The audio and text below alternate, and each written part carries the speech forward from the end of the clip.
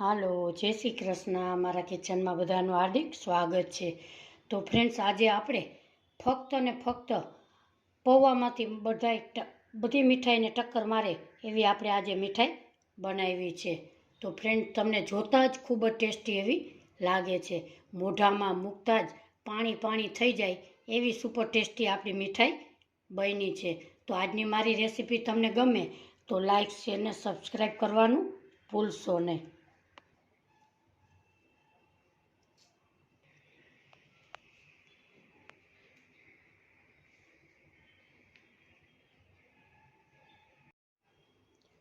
સૌ પ્રથમ એક આપણે બાઉલ લેશું.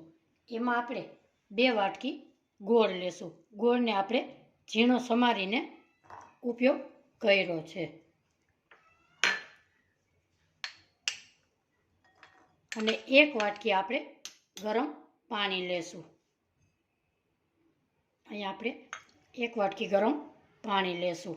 એને આપણે અંદર ઉમેરી દેશું. આવી રીતે ગોળને આપણે એકદમ સરસ ઓગાળી લેશું. આપણું માપ એકદમ સરસ અને સરળ છે. હવે આને આપણે સાઈડમાં રાખી દઈશું. સૌ પ્રથમ આપણે ચાળણી લેશું. એમાં આપણે 2 વાટકા પૌવા લેશું. એને આપણે ચાળી લેશું. એકદમ સરસ સહેલું માપ છે. 2 વાટકા ગોળ, 2 વાટકા પૌવા. અહીંયા આપણે એકદમ સરસ ચાળી લીધા છે. અંદર કચરો ડસ્ટ હોય એ આપણે નીકળી ગયો છે. હવે આપણે એકદમ સરસ ચોખ્ખા ચાળી લીધેલા છે. હવે આપણે આ પૌવાને આપણે ગેસ ઉપર રોસ્ટ કરી લેશું. અહીંયા આપણે ગેસ ઉપર એક લોયું મૂકેલું છે. એમાં આપણે પૌવાને ઉમેરી દેશું. અહીંયા આપણે પૌવાને એકદમ થોડા સરસ મજાના શેકાય, ફૂલી જશે અને કલર થોડો ચેન્જ થઈ જશે. પૌવાને એકદમ સરસ આપણે હલકા શેકી લઈએ. અહીંયા આપણે 1 મિનિટ જેવું થઈ ગયું છે. આપણા પૌવા એકદમ સરસ ફૂલી અને એકદમ સરસ શેકાઈ ગયા છે. હવે આપણે ગેસની ફ્લેમ બંધ કરીશું અને એક પ્લેટમાં ઠંડા થવા માટે કાઢી લેશું. પૌવાને હવે આપણે ઠંડા થવા દેશું. હવે આપણે જોઈ શકીએ કે આપણા પૌવા એકદમ સરસ ઠંડા થઈ ગયા છે. હવે આપણે એક મિક્સર જાર લેશું. એમાં બધા પૌવા આપણે અંદર ઉમેરી દેશું.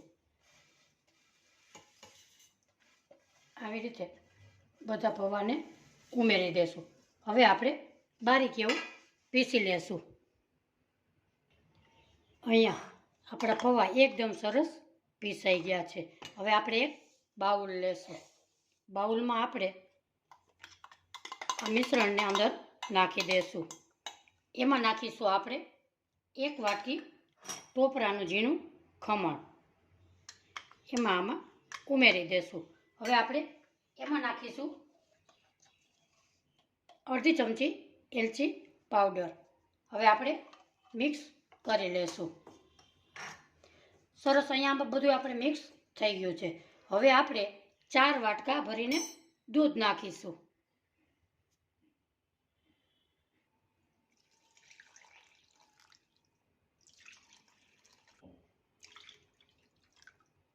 અહીંયા આપણે 4 વાટકા દૂધ નાખેલું છે.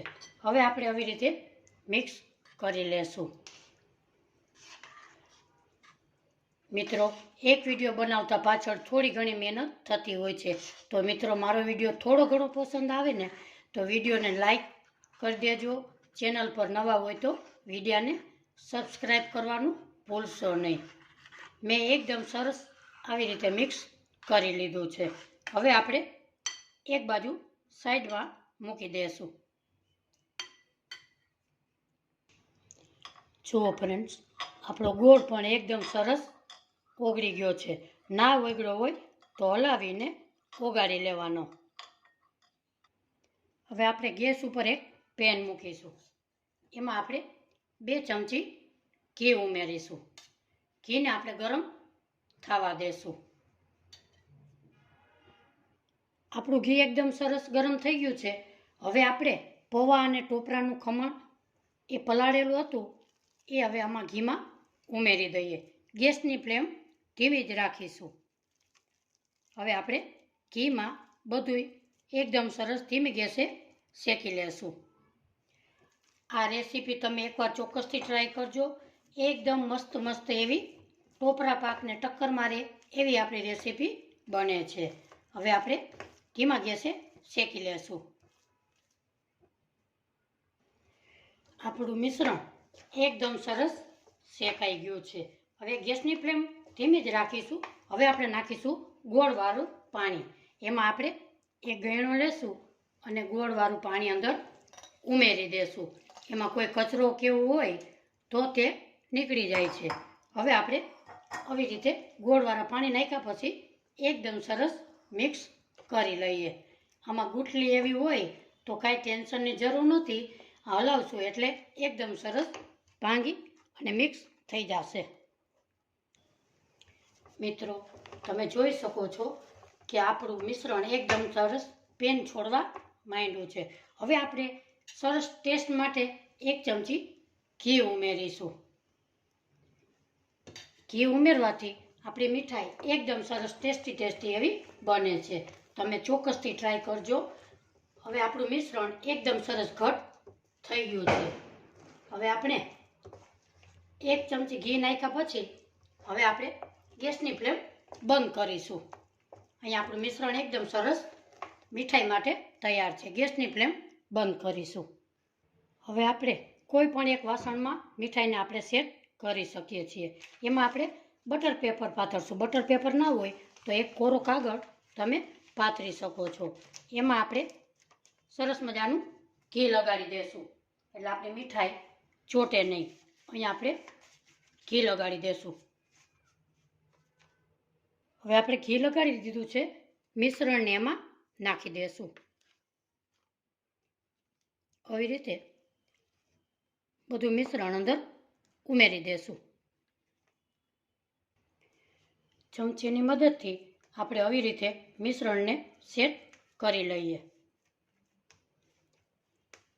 આપણી મીઠાઈ એકદમ સરસ સેટ થઈ ગઈ છે. હવે આપણે આને ઠંડી થવા દઈશું. પછી અહીંયા આપણી મીઠાઈ એકદમ સરસ ઠંડી થઈ ગઈ છે.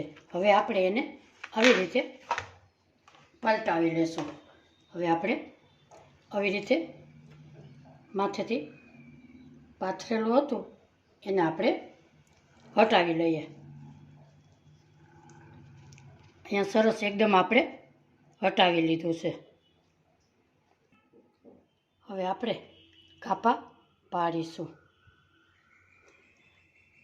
મિત્રો, આ એકદમ સરસ ટેસ્ટી એવી આપણી મીઠાઈ બને છે. અહીં આપણે જોઈ શકીએ છીએ કે સરસ એકદમ સરસ કાપા આપણે પાડી લેશું. તમે પણ ચોક્કસથી ટ્રાય કરજો.